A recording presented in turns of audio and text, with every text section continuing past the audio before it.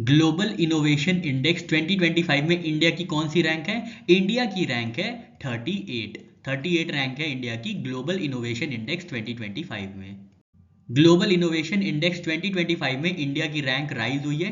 2020 में इंडिया की रैंक थी 48, जो अब हो गई है 38। 2025 में ये रैंक हो गई है 38। इंडिया का स्कोर क्या है? 40.5 स्कोर है, रैंक है 38। टॉप कंट्री की बात करें ग्लोबल इनोवेशन इंडेक्स में तो है स्विट्जरलैंड, जिसकी रैंक 1 है with A score of 66। Top 5 most innovative countries में पहले नंबर पे स्विट्जरलैंड हमने देखा, सेकंड पे है स्वीडन, थर्ड पे है यूएस, फोर्थ पे है साउथ कोरिया और फिफ्थ पे है सिंगापुर। ग्लोबल इनोवेशन इंडेक्स को जारी किया जाता है वर्ल्ड इंटेलेक्चुअल प्रॉपर्टी ऑर्गेनाइजेशन द्वारा, जो कि इवैल्यूएट करती है 139 कंट्रीज को using 80 plus indicators and 7 pillars. ये 7 पिलर्स हमारे लिए इंपॉर्टेंट है। कौन कौन से हैं? Institutions, human capital and research, infrastructure, market sophistication, business sophistication, knowledge and technology outputs and creative outputs. तो इन 7 पिलर्स पे जो है सारी कंट्रीज को आंका जाता है, 139 कंट्रीज को, और उसके बेसिस पे ग्लोबल इनोवेशन इंडेक्स रैंक को तैयार किया जाता है। अगस्त 2025 में इंडिया का ट्रेड डेफिसिट कितना है? ट्रेड डेफिसिट क्या होता है? तो हमने कितना ज्यादा इंपोर्ट किया है एक्सपोर्ट से, इसको ट्रेड डेफिसिट कहा जाता है। तो ट्रेड डेफिसिट इंडिया का अगस्त 2025 में रहा है 26.49 billion dollars. 26.49 billion dollars India का ट्रेड डेफिसिट है अगस्त 2025 में। इंडिया का ट्रेड डेफिसिट कम हुआ है अगस्त 2025 में जुलाई 2025 के मुकाबले। तो जुलाई 2025 में इंडिया का ट्रेड डेफिसिट था 27.35 बिलियन डॉलर्स, 27.35 बिलियन डॉलर्स था, जो कि अगस्त 2025 में कम हो गया है, 26.49 बिलियन डॉलर्स पे आ गया है।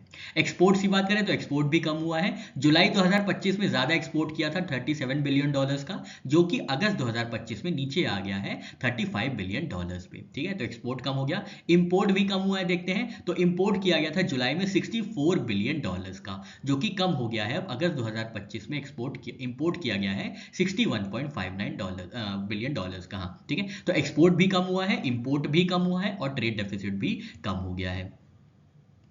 ईवीएम बैलेट पेपर डिजाइन में नए क्या फीचर्स आए हैं? तो नए फीचर्स आए हैं जहां पे कलर्ड कैंडिडेट फोटोज रहेंगी, यूनिफॉर्म फॉन्ट रहेंगे, फोटो स्पेस को बढ़ा दिया गया है, 15 कैंडिडेट को मैक्सिमम हर एक शीट में रखा गया है, और NOTA none of the above जो है वो आखिरी में आपको देखने को मिलेगा। तो 15 कैंडिडेट पर शीट जो है ईवीएम बैलेट पेपर डिजाइन में नया एक फीचर है।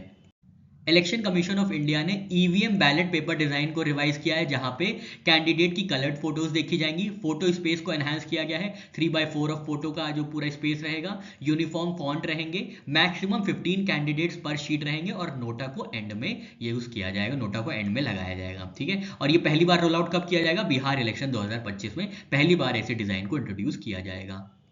कौन सी कंट्री ने इंडिया के साथ पार्टनरशिप की है डीगो गार्सिया में सैटेलाइट ट्रैकिंग स्टेशन को स्टैब्लिश करने के लिए? तो ये कंट्री है मॉरिशस, जिन्होंने इंडिया के साथ पार्टनरशिप की है सैटेलाइट ट्रैकिंग स्टेशन को स्टैब्लिश करने के लिए डीगो गार्सिया में। इंडिया और मॉरिशस ने एग्रीमेंट साइन किया है डीगो गार्सिया के नजदीक सैटेलाइट ट्रैकिंग स्टेशन को स्टैब्लिश करने के लिए। इसका पर्पस होगा सैटेलाइट को टेलीमेट्री देने के लिए, ट्रैकिंग करने के लिए और कम्युनिकेट करने के लिए for India satellites and launch vehicles. कहाँ पे? शगोज आइलैंड्स, डीगो गार्सिया के नजदीक में शगोज आइलैंड्स है, वहां पे स्टैब्लिश किया जाएगा सैटेलाइट ट्रैकिंग स्टेशन, जहां पे क्या होगा? इंडिया की स्ट्रैटेजिक प्रेजेंस बढ़ेगी इंडियन ओशन रीजन में।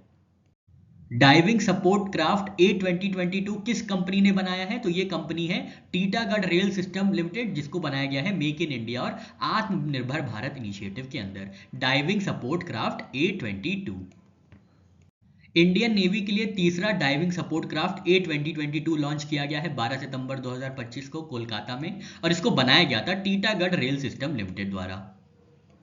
रबी अभियान कॉन्फ्रेंस 2025 कहां पे आयोजित किया गया था? तो 15 सितंबर 2025 को नई दिल्ली में आयोजित किया गया था नेशनल एग्रीकल्चर कॉन्फ्रेंस रबी अभियान 2025। इसको चेयर किया गया था शिवराज सिंह चौहान जी द्वारा, जो कि यूनियन एग्रीकल्चर मिनिस्टर हैं।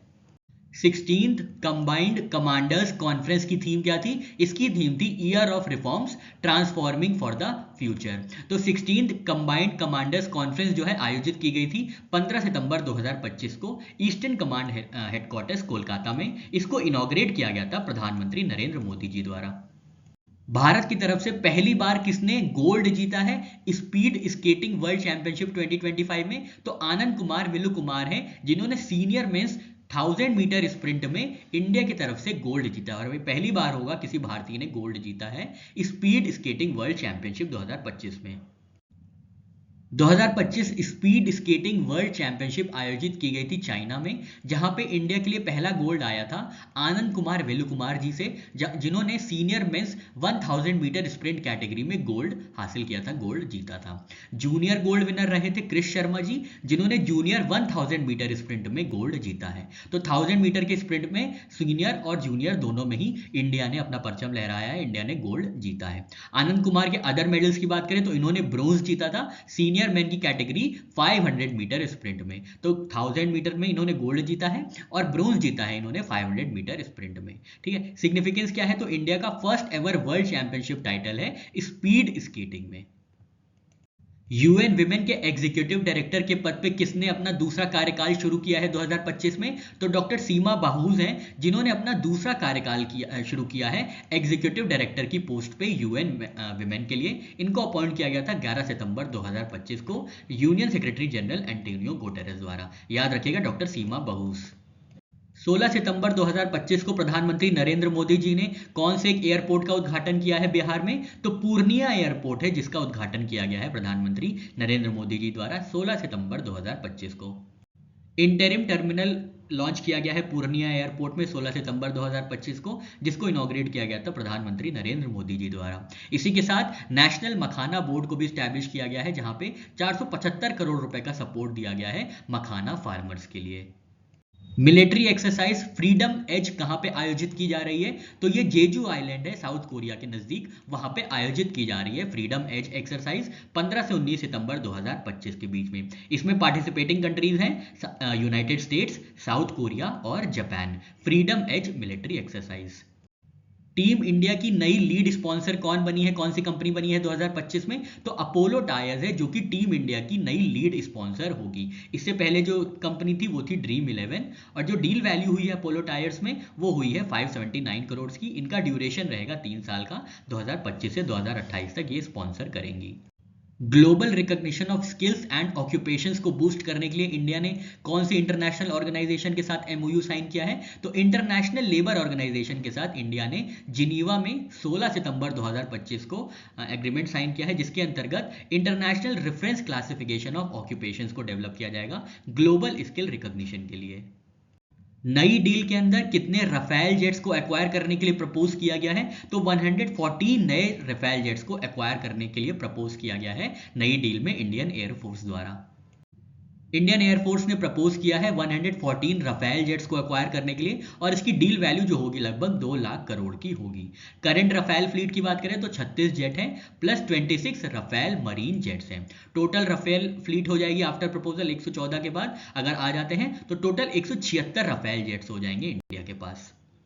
IRCTC ऑनलाइन टिकट बुकिंग में आधार ऑथेंटिकेटेड यूजर्स को कब से प्रायोरिटी दी जाएगी, तो आधार ऑथेंटिकेटेड यूजर्स को 1 अक्टूबर 2025 से IRCTC ऑनलाइन टिकट बुकिंग के लिए प्रायोरिटी दी जाएगी। पहले 15 मिनट ऑनलाइन टिकट बुकिंग जो है वो आधार ऑथेंटिकेटेड यूजर्स कर पाएंगे।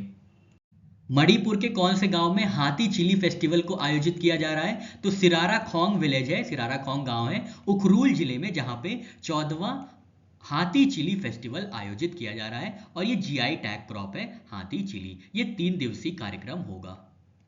कौन से एक ई कॉमर्स प्लेटफॉर्म ने सौरव गांगुली के साथ एथनिक वेयर ब्रांड सौराग्या लॉन्च किया है, तो ये ई कॉमर्स प्लेटफॉर्म है मिंत्रा, जिसके साथ सौरव गांगुली जी ने मिलकर एथनिक वेयर ब्रांड सौराग्या को लॉन्च किया है मिंत्रा के साथ। 2025 में विश्वकर्मा पूजा कब आयोजित की गई थी, 17 सितंबर 2025 को विश्वकर्मा पूजा आयोजित की गई थी और ये कन्या संक्रांति के साथ कोइंसाइड कर गई थी। प्रधानमंत्री नरेंद्र मोदी जी के जन्मदिन पर 15 दिन की सेवा पर्व कैंपेन किस डिजिटल प्लेटफॉर्म ने लॉन्च किया है, तो नमो ऐप ने लॉन्च किया है 15 डे सेवा पर्व कैंपेन प्रधानमंत्री नरेंद्र मोदी जी के बर्थडे पे। सेवा पर्व 2025 डिजिटल कैंपेन लॉन्च किया गया है नमो ऐप पे प्रधानमंत्री नरेंद्र मोदी जी के बर्थडे पे। और इसका जो कार्यकाल होगा, ड्यूरेशन होगा, वो 15 दिन का होगा।